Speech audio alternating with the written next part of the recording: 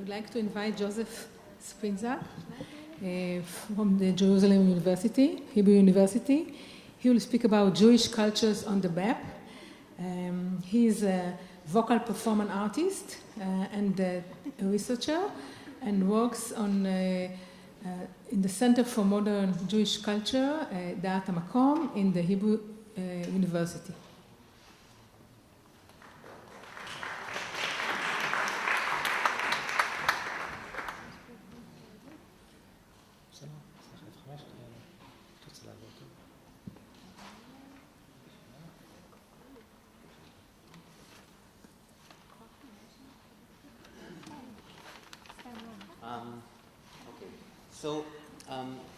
Da'at HaMakom is a multidisciplinary research center for the study of the history of modern Jewish culture from a perspective of place and space. The idea of place serves not only as a perspective and a tool to understand Jewish cultures, but in itself also an object of inquiry. How is the ontology of place created and affected by these cultures and societies? The interactive web-based map, Jewish Cultures on the Map, is the flagship project of Da'at HaMakom. It is intended to function as both a research tool and a display window of the center's work. This digital humanities project is a collaboration between more than 20 researchers from Da'at HaMakom and interactive designer Mushon Zeraviv, that you all know, and two developers. One is also here, Yuval Adam, who implemented the map. In this talk, I will represent all our team and try to share the process of conceptualizing and developing the visual interface of the map. Our first challenge was to create a common shared context for research materials from many disciplines related to Jewish culture. What would be a common representation for the data in diverse fields of Jewish religion studies, literature, film, musicology, art history, folklore, communication, cultural studies? We made a questionnaire and we handed it out to about 50 researchers working in the center and asked about what they would like to ask regarding to place and spatial visualizations. And when we analyzed the answers, we saw that time and movement are just as important as place and space. So we decided that the basic unit of information will be an event, that is a content located in time and space. Events should be displayed on a dual map of time and space, which would have similar capabilities.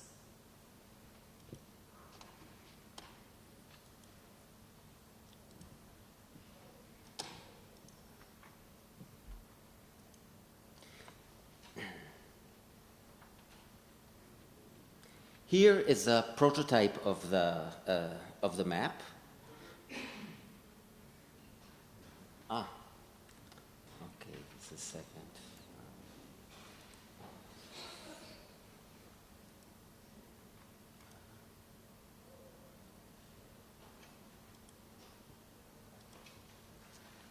Okay, now we see it. So here's a prototype of the map. And each event is represented by a marker on the geographical map and as an interval on the timeline. So you can scroll in and out of the timeline just the way that you do on the map. Now, when you hover over an event on the map, then it opens a thumbnail just above the event, and the interval on the timeline is highlighted. And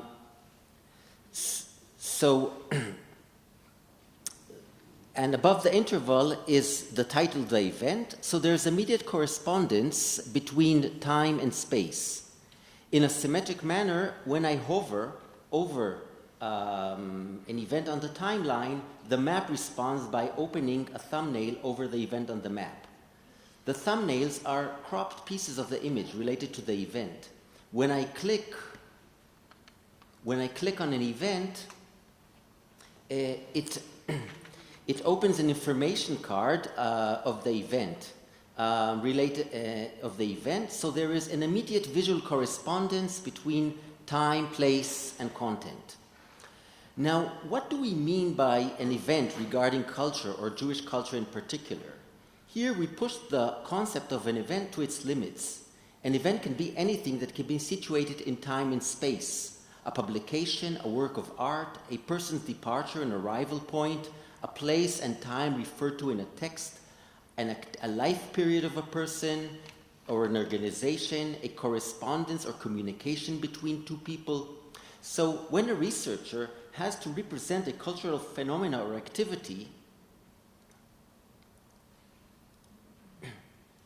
he must actually create quite a complex network of events that will include the cultural phenomena itself, documents related to the activity, artworks, people, chapters of life of people, organizations, and political, economic, demographic changes. If I go back to the map, here I'll open a research. Here's a research about a piyut called Kol Mekadesh Shvi'i, which is originally sung in homes of Ashkenazi communities in Shabbat night. The data displayed on the map includes sound recordings, scores, manuscripts, and text referring to the piyut. If I, for example, focus on here in Germany, we can see these are places where there is a Catholic hymn that was sung in churches in the 17th century. This hymn is considered to be the source of the melody.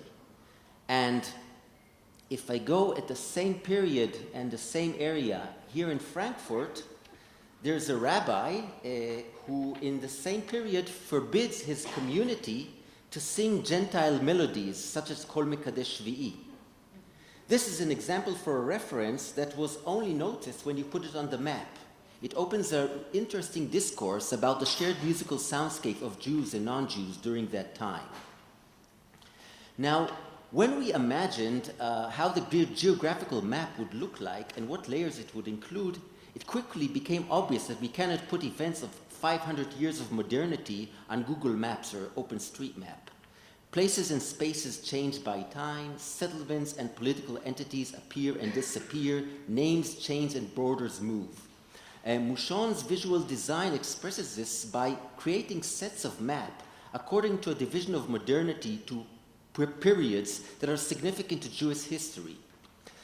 There is the default base map that is actually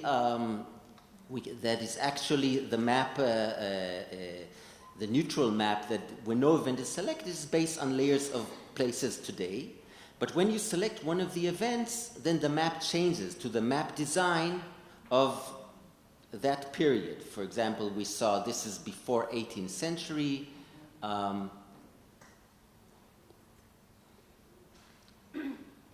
Here, for example, is 20th century, and this is a map during World War II.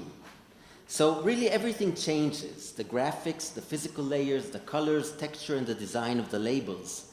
We have a future ambitious agenda. Not this one. This is also ambitious, but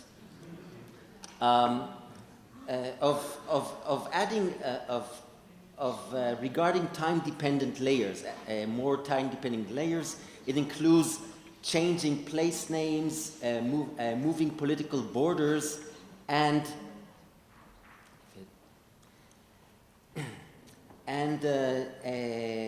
adding a layer for population sizes of Jewish communities.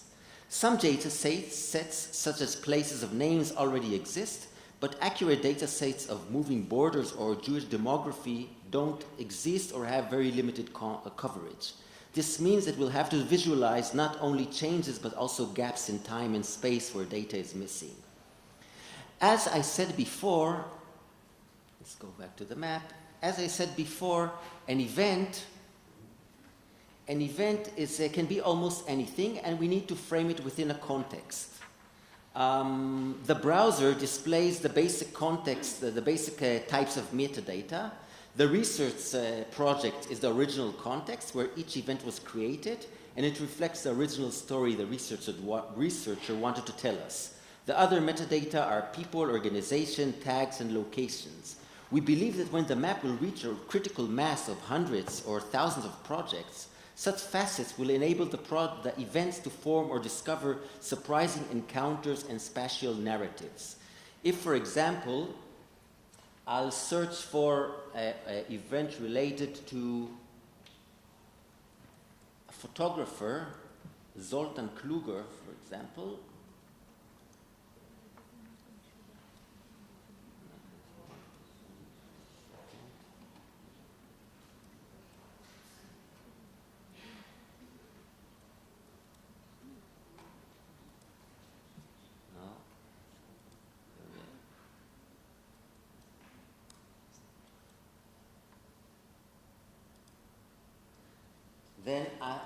Then I will get in the map a mixture of two research projects. One is a project about Heimat, the homeland of the concept of Heimat, homeland of German Jewish photographers. And the other project is a wonderful collection of aerial photographs, the first civilian aerial photographs that Pfluger took in Israel in 1937. And here I'll show you one more map. This is a map of the appearances of the word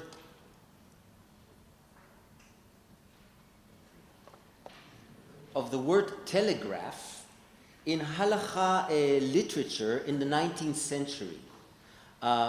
We added graphic and I'll open one of the events. We added graphic annotations to enable us to view events in relation to one another, to express movement, communication, and references. Here, the annotations display the origins and destinations of the telegrams. By the way, the popular word in halakha literature for telegraph was dilugrav. That is quite a brilliant dilugrav. So, for example, this researcher, Yonatan Fialkov, he was working on one of the things he was interested in is to compare between the spatial patterns of telegrams used by Hasidic and non-Hasidic rabbis. And his hypothesis is that the Hasidim used the telegraph for shorter distance communication, managing daily issues of the Chatzirot, while the non-Hasidic used it mostly for passing long-distance news. I will end to summarize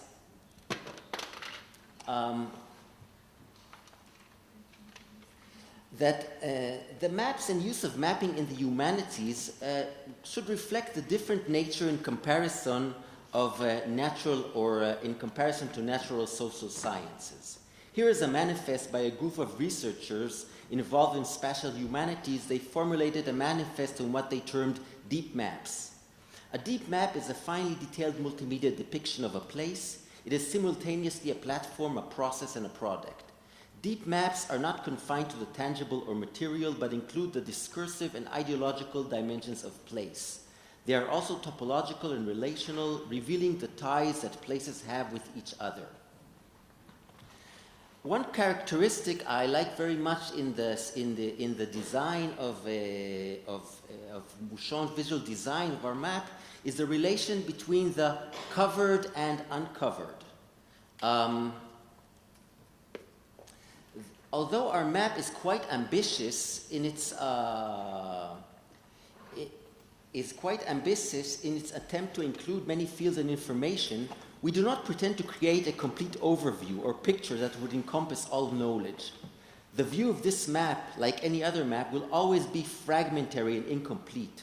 One small detail that expresses this are the markers that are not the standard symbols or pins, but peak holes, and hovering over them gives a glimpse of the data hidden behind them. I feel that this suspended moment of passage into the data reminds us that a map is always just a peak. Thank you.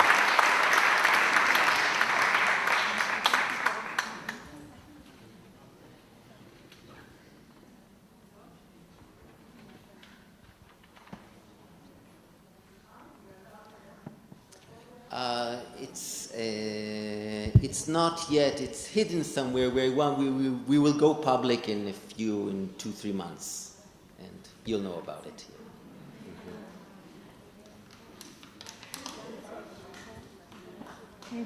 תודה רבה.